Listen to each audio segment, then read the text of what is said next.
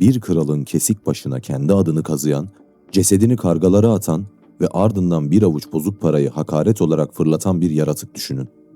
Tolkien'in yarattığı Orta Dünya'da pek çok karanlık figür vardır. Sauron'un gölgesi, Morgoth'un mirası, Nazgûl'ün uğultusu. Ama bu devasa isimlerin arasında tarih kitaplarının kenar notlarından kalmış bir ork şefi koca bir ırkın kaderini değiştirdi. Adı Azog'tu ve bu isim cüce rünleriyle bir kralın alnına kazınmıştı. Eğer bu kanalı ilk kez izliyorsan ve Orta Dünya'nın derinliklerine inmekten keyif alıyorsan Kurgu Anatomisine abone ol. Çünkü burada yüzeyde kalan hiçbir şey yok. Bugün Peter Jackson'ın filmlerinde gördüğümüz soluk tenli dev orkun çok ötesine geçeceğiz. Tolkien'in kaleminden çıkan gerçek Azog'u, onun tetiklediği savaşı ve ardında bıraktığı kanlı mirası inceleyeceğiz. Azog'un hikayesini anlamak için önce cücelerin en karanlık dönemine bakmamız gerekiyor. 3. Çağın 2770. yılında ejderha Smaug Yalnız Dağ'a saldırdı ve Erebor krallığını yerle bir etti. Durin halkının kralı Tror, halkıyla birlikte sürgüne çıktı. Yıllarca yoksulluk içinde yaşadılar. Bir zamanlar dağların altındaki hazinelerin efendisi olan bu kral, şimdi Orta Dünya'da mülteci hayatı sürüyordu. Tror'un ruhunu kemiren şey yalnızca yoksulluk değildi. Parmağında taşıdığı 7 cüce yüzüğünden biri olan Durin'in yüzüğü, zamanla onun üzerinde karanlık bir etki bırakmaya başlamıştı. Tolkien, Tror'un sonundaki çaresizliğin yüzükten mi yoksa saf acıdan mı kaynaklandığını açıkça belirtmedi. Ama sonuç aynıydı. Yaşlı kral, ataları Durin'in şehri Khazad-dûm'a yani Moria madenlerine dönmeye karar verdi. Bu karar, Orta Dünya tarihinin en kanlı sayfalarını açacaktı. 2790 yılında Tror, yanına yalnızca sadık yoldaşı Nar'ı alarak Kızıl Boynuz geçidini aştı ve Moria'nın doğu kapısına ulaştı. Nar, kralı içeri girmemesi için yalvardı. Karanlığın derinliklerinde ne tür tehlikeler barındığını hissediyordu ama Tror dinlemedi.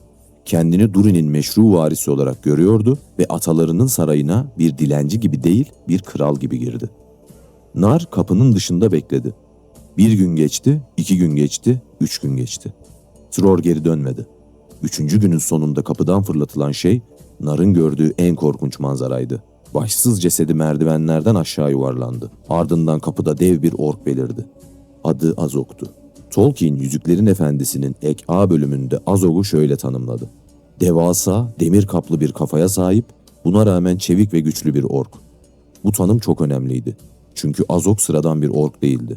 O, Moria'nın derinliklerini kontrol eden bir şef, karanlık tünellerin tartışmasız hakimiydi. Ne zamandan beri orada hüküm sürdüğünü kimse bilmiyor. Ama Tolkien'in anlatımından anlaşıldığı kadarıyla Azog, Moria'daki ork kabilelerini organize eden ve onlara düzen veren bir liderdi. Fiziksel gücü kadar zekası da dikkat çekiciydi. Azog, Nar'a dönerek konuştu ve söyledikleri cüce tarihinin en aşağılayıcı sözleri olarak kayıtlara geçti. Dilenciler kapıda beklemeyip içeri süzülerek hırsızlık yapmaya kalkarsa onlara bunu yapıyoruz dedi. Ailesinin buranın yeni kralının kim olduğunu bilmek isteyip istemediğini sordu. Adını yüzüne kazıdığını, onu kendisinin öldürdüğünü ve efendinin artık kendisi olduğunu haykırdı. Tror'un alnına cüce rünleriyle Azog yazılmıştı. Bu detay üzerinde durmak gerekiyor. Çünkü Azog'un yaptığı sıradan bir cinayet değildi. Bu hesaplanmış bir aşağılamaydı. Cüce rünlerini kullanması, düşmanın kültürel kodlarını bildiğini ve onları silah olarak kullandığını gösteriyordu. Bir kralın alnını kendi yazı sistemiyle mühürlemek, o krallığın meşruiyetini ve onurunu hedef alan bilinçli bir eylemdi. Nar, başı almak istedi ama orklar izin vermedi. Bunun yerine Azog, küçük bir kese içinde birkaç değersiz bozuk para fırlattı. Bu, bir kralın hayatına biçilen bedeldi. Bir cüce kralına birkaç bakır para, yüzyılların biriktirdiği gururu hedef alan son darbe oldu. Nar keseyi alıp ağlayarak Gümüşdere boyunca kaçtı. Arkasına döndüğünde gördüğü son manzara, orkların Tror'un cesedini parçalayıp kargalara yem olarak fırlattığı sahne oldu. Azog, düşmanını yalnızca öldürmekle kalmadı. Onu tarihten silmeye çalıştı. Bu olay, Orta Dünya tarihindeki en büyük intikam savaşlarından birini tetikledi. Nar, Tror'un oğlu Thrain'e ulaştığında haberi verdi. Tolkien, Thrain'in tepkisini olağanüstü bir sadelikle aktardı. 7 gün boyunca ne yedi, ne içti, ne de uyudu. Bu 7 günlük sessizlik, fırtına öncesi sessizliktir. Bir kralın öfkesini, yasını ve intikam yeminini tek bir karara dönüştürdüğü süreçtir. 7. günün sonunda Thrain ayağa kalktı ve tarihe geçen sözlerini söyledi. Bu katlanılacak bir şey değil. Thrain yalnızca kendi halkı olan uzun sakalları değil, Cücelerin diğer 6 kabilesini de savaşa çağırdı. Uzak doğudan bile cüce savaşçılar bu çağrıya cevap verdi. Burada dikkat çekilmesi gereken bir nokta var. Cüce kabileleri tarih boyunca nadiren birlikte hareket etti. Her biri kendi dağının, kendi hazinesinin, kendi krallığının adamıydı. Azog'un eylemi o kadar derin bir yara açtı ki birbirleriyle sınırlı ilişkiler kuran 7 kabile tek bir yumruk olarak birleşti. 3 yıl boyunca ordular toplandı, silahlar dövüldü, zırhlar işlendi. 2793 yılında Cüceler ve Orklar Savaşı başladı. Cüceler kuzeydeki Gundabat Dağı'ndan güneyde Metedras zirvesine kadar Dumanlı Dağların tüm ork kalelerini tek tek kuşatıp yıktılar. Savaşın büyük bölümü yer altında, derin tünellerde ve madenlerde geçti. Cücelerin en güçlü olduğu alan tam da burasıydı. Karanlık, dar geçitlerde cücelerin kısa boyları ve güçlü yapıları avantaja dönüştü. Kazma baltaları ve savaş çekiçleri bu dar alanlarda kılıçlardan çok daha etkili silahlar oldu. Tolkien bu savaşın detaylarını kasıtlı olarak belirsiz bıraktı. Ek A'da yalnızca şunu belirtti. Savaş o kadar vahşi ve acımasızdı ki hayatta kalan cüce gazilerin çoğu yaşadıklarını bir daha asla anlatmadı. Hatta Tolkien bir adım daha ileri giderek cücelerin de orklar kadar acımasız davrandığını ima etti. Bu sessizlik Tolkien'in en güçlü anlatım tekniklerinden biriydi. Söylenmeyenin gücü söylenenden büyüktür. 6 yıl boyunca cüceler tek bir ismi aradılar. Azog. Her tünelde, her maden ocağında, her karanlık geçitte onu bulmaya çalıştılar. Cücelerin bu arayışı sıradan bir savaşın ötesindeydi. Bu bir kan davası, bir onur meselesiydi. Suror'un alnına kazınan o isim her cücenin yüreğine kazınmıştı. Savaşın doruk noktası 2799 yılında geldi. Cüce orduları nihayet Moria'nın doğu kapısının önündeki Dimril Vadisi'ne ulaştılar. Burada yıllardır süren savaştan kaçan orklar Azog'un etrafında toplanmıştı. Son kale burasıydı. Muharebe kasvetli bir kış gününde başladı. Gökyüzünde güneş yoktu. Bulutlar vadenin üzerine çökmüştü. Tolkien bu atmosferik detayı boşuna vermedi. Güneş orkların zayıf noktasıydı ve o gün doğa onların tarafındaydı. Orklar kapılardan sel gibi aktı ve cücelerin saflarına saldırdı. Tolkien bu çatışmayı anısının bile orkları titrettiği ve cüceleri ağlattığı bir muharebe olarak tanımladı. İlk çatışmalarda cüceler ağır kayıplar verdi. Thrain bir gözünü kaybetti ve bacağından yaralandı. Suror'un ikinci oğlu Frerin hayatını kaybetti. Balin'in babası Fundin de düşenler arasındaydı. Genç Thorin'in kalkanı parçalandı ve o yerdeki bir meşe dalını kalkan olarak kullandı, Meşe Kalkan lakabını bu muharebede kazandı. Genç Thorin bu cehennemin ortasında ayakta kalmaya çalışıyordu. Kalkanı parçalandığında yerde bir meşe dalı gördü ve onu kalkan olarak kullandı. O meşe dalı tarih boyunca taşıyacağı bir lakabın kaynağı oldu. Thorin Meşe Kalkan. Tolkien bu anı destansı bir sahne olarak değil, sıradan bir hayatta kalma refleksi olarak aktardı. Thorin o an bir kahraman olmak için değil, ölmemek için savaşıyordu. Ama bazen tarihe geçen anlar büyük planlardan değil, çaresizliğin içindeki direnişten doğar. Meşe Kalkan lakabı cüce halkı için hem o muharebedeki acıyı hem de teslim olmayışı simgeledi. Savaşın kaderi tam belirsizleştiğinde demir tepelerden taze kuvvetler geldi. Gror'un oğlu Nain, deneyimli demir tepeler cüceleriyle birlikte savaş alanına daldı. Nain ve adamları kazma baltalarıyla ork saflarını yararak ilerledi. Savaş naraları vadide yankılandı. Nain, Moria'nın kapı basamaklarına kadar ilerledi ve Azog'u dışarı çıkıp savaşa çağırdı. Azog, muhafızlarıyla birlikte iç kapıdan çıktı.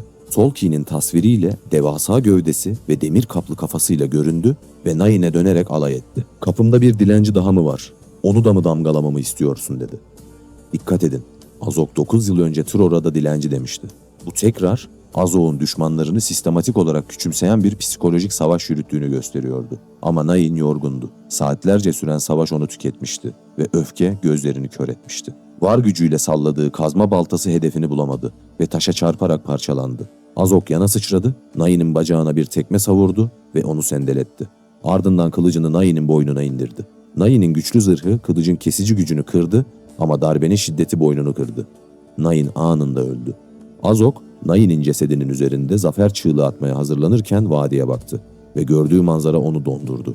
Tüm ork ordusu bozguna uğramıştı. Her yerde kaçışan orklar ve onları kovalayan cüceler vardı. Azog döndü ve Moria'nın kapısına doğru kaçmaya başladı. Ama kapıya ulaşamadı. Nain'in oğlu Dain Demirayak, babasının katilinin peşinden fırladı. Dain o sırada genç bir cüceydi ama tarihe geçecek bir iş yaptı. Azog'a yetişti ve dev orkun kafasını tek bir darbeyle gövdesinden ayırdı. Ardından cüceler Azog'un kesik başını bir kazığa geçirdiler ve ağzına 9 yıl önce Nara fırlattığı o aynı bozuk para kesesini taktılar. Bu detayın üzerinde durmak istiyorum. Çünkü Tolkien'in anlatıcılığındaki adaletin en çarpıcı örneklerinden biriydi. Bir kralın hayatına birkaç bozuk para biçen yaratık, şimdi kendi ağzına takılan aynı paralarla son buluyordu. Tolkien intikamı ucuz bir zafer olarak sunmadı ama sembolik kapanışı da ihmal etmedi. Cüceler Azog'un Tror'a reva gördüğü aşağılamayı onun üzerinde tamamladılar. Ne bir eksik ne bir fazla. Bu kontrolsüz bir öfke patlaması değil, hesabı tam kapatma iradesiydi. Ama zafer acıydı. Cücelerin neredeyse yarısı hayatını kaybetmişti. Thrain Moria'ya girip şehri geri almak istedi ama Durin halkından olmayan cüceler reddetti. Onlar Durin'in anısını onurlandırmak için savaşmışlardı ve bu yeterliydi. Üstelik Dain, Moria'nın kapısından içeri baktığında karanlığın derinliklerinde bir şey gördü. Durin'in felaketi, yani Balrog hala orada yaşıyordu. Dain, Thrain'i uyardı. Moria'ya girmemeliyiz dedi. Dünya değişmedikçe ve Durin'in felaketi ortadan kalkmadıkça orası bizim için mezar olur. Bu uyarı yıllar sonra Balin'in trajik Moria seferinde acı bir şekilde doğrulanacaktı.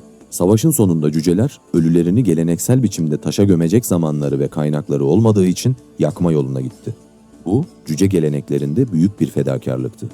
O kadar çok kayıp vardı ki başka çareleri kalmamıştı. Bu ateşlerin dumanı vadide günlerce tüttü.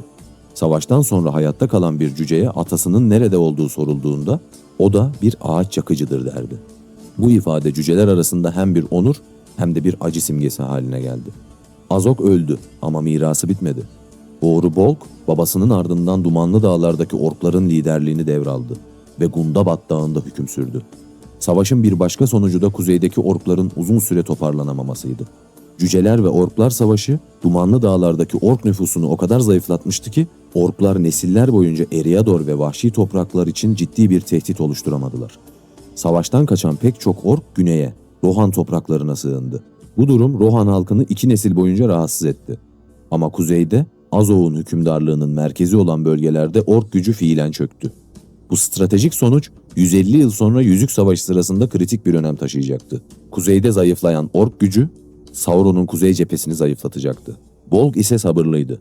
Babasının intikamını almak için doğru anı bekledi ve kuzeydeki ork kabilelerini 150 yıl boyunca yeniden örgütledi. 2941 yılında Thorin ve yoldaşlarının yolculuğu sırasında Büyük Goblin öldürüldüğünde bu olay Bolg'un cücelere olan nefretini daha da derinleştirdi. Smaug'un ölümünün ardından Yalnız Dağ'daki sahipsiz hazinenin haberini alan Bolg, devasa bir ork ve varg ordusunu topladı.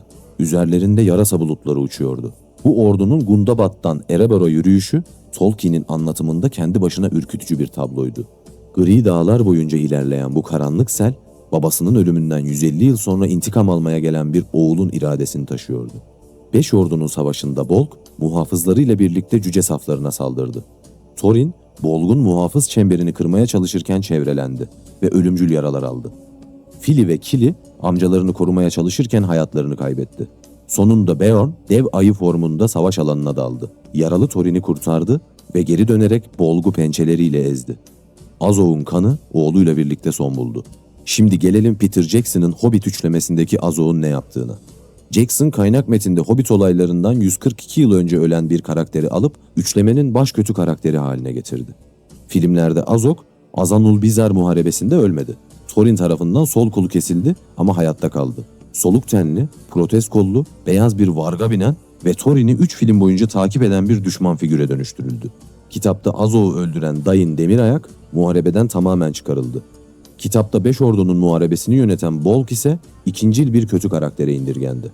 Ve en önemlisi kitapta Thorin'in ölümüne yol açan Bolg'un muhafızları yerine filmde bu görevi Azog üstlendi. Jackson ayrıca Azog'u Necromancer'ın yani Sauron'un sadık bir generali olarak konumlandırdı. Oysa kitaplarda Azog'un Sauron'la bağlantısı yalnızca varsayıma dayanıyordu.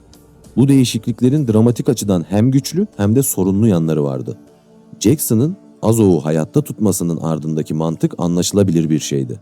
Hobbit kitabı yapısal olarak bir yol hikayesiydi ve belirli bir karşı karakterden yoksundu. Smaug ancak hikayenin sonlarına doğru devreye giriyordu. 5 ordunun savaşındaki Bolg ise okuyucuya tanıtılmamış bir figürdü. Jackson 3 filmi taşıyacak sürekli bir tehdit unsuruna ihtiyaç duyuyordu ve Azog bu boşluğu dolduracak şekilde yeniden tasarlandı. Thorin'in kişisel düşmanı olarak Azog, hikayeye duygusal bir gerilim ekseni ekledi. İzleyici, Thorin her sahneye çıktığında Azog'un gölgesini hissetti. Bu açıdan bakıldığında Jackson'ın tercihi sinematik bir zorunluluktan doğmuştu. Ancak bu tercihin bedeli ağır oldu. Birincisi, Dain Demirayağ'ın hikayesi anlamsızlaştı. Kitapta Dain, genç yaşta babasının katilini öldüren ve cüce tarihinin en büyük intikamını alan bir kahramandı. Filmde ise 5 ordunun savaşına kadar görünmeyen, geç gelen bir takviye kuvvetine indirgendi. İkincisi, Bolg'un dramatik ağırlığı sıfırlandı. Kitapta Bolg, babasının intikamını almak için 150 yıl bekleyen, 5 ordunun savaşını planlayan ve Thorin'in ölümüne yol açan figürdü. Bu nesiller arası bir intikam anlatısıydı. Babanın yarım bıraktığını oğlun tamamlaması, Tolkien'in en sevdiği tematik döngülerden biriydi. Jackson bu döngüyü kırarak hem Azog'u hem de Bolg'un hikayesini zayıflattı. Üçüncüsü, Azog'un filmde kazandığı görsel kimlikle kitaptaki tanımı arasındaki uçurum. Bu dikkat çekiciydi. Tolkien, Azog'u demir kaplı kafası olan dev bir ork olarak tanımladı. Jackson ise onu soluk, beyaz tenli, neredeyse insansı bir yüze sahip, dijital efektlerle yaratılmış bir figüre dönüştürdü. Kitapta Azog'un dehşeti fiziksel görünüşten değil, eylemlerinden geliyordu. Bir kralın kafasını kesip adını alnına kazıyan, cesedini kargalara atan bir yaratığın görünüşünü bilmenize gerek yoktu. Eylemleri yeterliydi. Jackson'ın filmlerinde gözden kaçan bir detay daha vardı. Kitaptaki Azog, kara lisanı biliyordu ve Nara yaptığı konuşma bu dilde aktarıldı. Bu küçük ama önemli bir ayrıntıydı. Çünkü kitaptaki Azog'un zekasını ve kurnazlığını gösteriyordu. O, savaş alanında kılıç sallayan bir ork değildi. Aşağılamayı, psikolojik savaşı ve sembolik şiddeti bilinçli olarak kullanan bir liderdi. Suror'un alnına adını kazıması, cesedini parçalatması ve ardından birkaç bozuk parayı hakaret olarak göndermesi. Bunların hepsi hesaplanmış eylemlerdi. Azog düşmanını yalnızca öldürmekle kalmadı. Onu ve temsil ettiği her şeyi aşağıladı. Filmde ise Azog yalnızca kara lisanla konuşan, fiziksel tehdidi ön plana çıkaran bir karakter olarak çizildi. Ve bu psikolojik derinlik kayboldu. Peter Jackson'ın tercihini tamamen başarısız saymak adaletsizlik olur. Hobbit üçlemesinin yapısal sorunları Azog'un ötesindeydi. Tek bir kitaptan 3 film çıkarma kararı her şeyi gereksiz yere uzattı. Azog'un sürekli takip unsuru olarak kullanılması en azından filmlere tutarlı bir gerilim hattı ekledi. Thorin ile Azog arasındaki son düello görsel olarak güçlü bir sahneydi. Ama dramatik derinlik açısından Tolkien'in yarattığı özgün anlatı karşılaştırılamayacak kadar zengin ve katmanlıydı. Bir babanın ölümü, oğlunun intikam alması, o intikamın bedelinin neredeyse bir ırkın yarısına mal olması, zaferin acıyla karışması ve ardından nesiller sonra oğlun babasının yarım kalan nefretini devralması. Bu, tek bir kötü karakterin 3 film boyunca kovalamaca yapmasından çok daha derin bir anlatıydı. Azog'un gerçek hikayesi, Tolkien'in tarih yazımına yaklaşımını da mükemmel bir biçimde örnekler. Tolkien, Orta Dünya'yı bir roman evreni olarak değil, bir tarih olarak kurdu. Azog, Hobbit'te yalnızca bir cümlede geçen bir isimdi. Gandalf'ın Thorin'e, büyük babanı Moria madenlerinde Goblin Azog öldürdü dediği kısa bir referanstı. Thorin'in cevabı da aynı ölçüde kısaydı. Adına lanet olsun. Tolkien bu alışverişi bilinçli olarak minimalde tuttu. Çünkü Hobbit bir çocuk kitabıydı ve Azog'un hikayesinin karanlık detayları o tonla uyuşmuyordu. Ama ek A'da bu dipnot, koca bir savaşın, onlarca kahramanın ve trajik bir zaferin hikayesine dönüştü.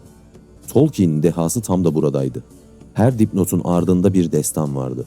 Her isimsiz karakterin arkasında bir hayat yatıyordu. Azog, sayfa yapısı olarak küçük bir yer kapladı ama bıraktığı iz büyüktü. Ve bu, Tolkien'in eserlerini sonsuz kılan şeyin ta kendisiydi. Yüzeyin altında her zaman daha fazlası vardı. Sonuç olarak Azog, Orta Dünya'nın en acımasız ork şeflerinden biriydi ama onu gerçekten önemli kılan şey bireysel gücü değildi. Azog tarihsel bir katalizördü. Onun eylemi, cüce tarihinin en büyük savaşını başlattı. Bu savaş Dumanlı Dağlar'daki ork nüfusunu nesiller boyunca zayıflattı ve dolaylı olarak Yüzük Savaşı sırasında kuzeyin güvenli kalmasını sağladı. Onun ölümü Dain Demirayağ'ı bir kahramana dönüştürdü. Dain ileride Erebor'un kralı olacak ve Yüzük Savaşı'nda hayatını kaybedecekti. Azog'un oğlu Bolg, 5 ordunun savaşında ork komutanı olarak Thorin'in ölümüne yol açtı. Tek bir ork şefinin eylemleri 150 yılı aşan bir neden-sonuç zincirine dönüştü. Tolkien'in evreninde gerçek dehşet, karanlık güçlerin büyüklüğünde değil, küçük acımasızlıkların tetiklediği çığ etkisindeydi. Azog bir kralı öldürdü ama o kralın alnına adını kazıyarak tarihin akışını değiştirdi. Kurgu Anatomisi'ne abone olmayı unutma. Bir sonraki videoda görüşmek üzere, hoşça kal.